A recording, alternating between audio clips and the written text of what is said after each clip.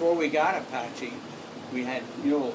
I bought a couple mules, and mules are rougher riding, but they're more sure-footed, and they can go far and carry a lot of weight.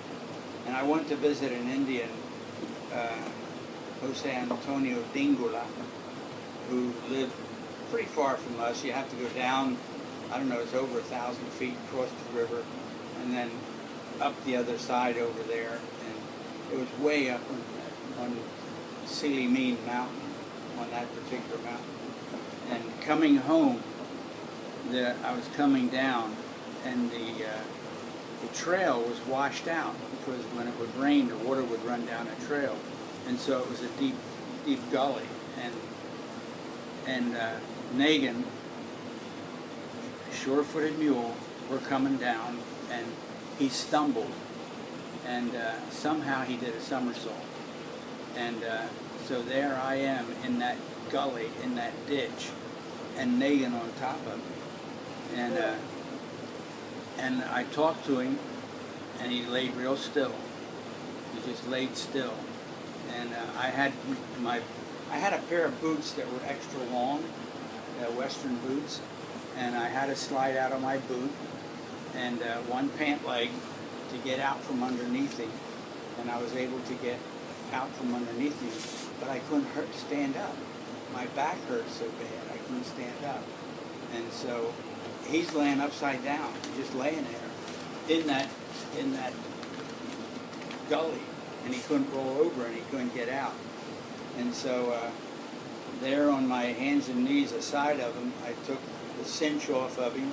I unbuckled the grouper that went under his tail, and the crooper that went under his chest, under his neck, and got in front of him and kept urging him and kept urging him. Finally, he was able to throw himself around and stand up. Then I put the saddle on him again, just there on my hands and knees, and I got the saddle back on him and did everything, cinched everything up again, and went home. And when I got home, I just came up to the hitching rack and asked Mama to call for her, and she came out and helped me get off the mule.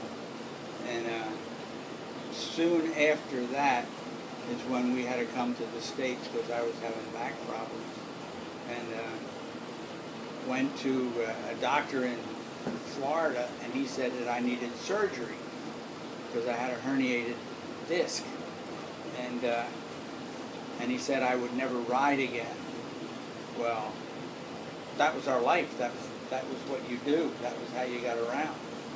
And so we got to thinking about it and praying about it, and went back, and that's when I decided I needed a horse, because a horse doesn't have that pounding that you get from a mule, and that's when we got Apache. That's when you got a wild horse. Yeah, got a good horse. Got a good horse that could keep going, like the Ever Ready Bunny. All right.